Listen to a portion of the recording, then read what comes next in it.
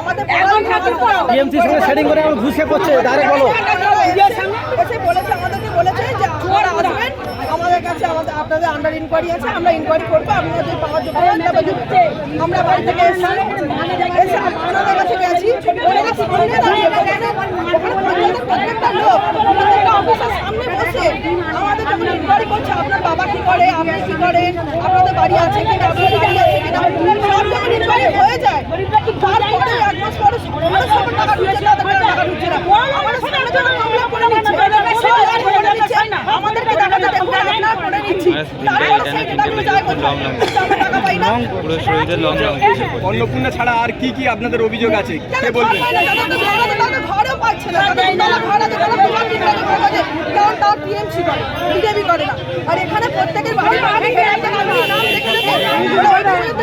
তোমরা বিজেপি করো, তোমরা পাবে না, টিএমসি আছে তারা বাড়িতে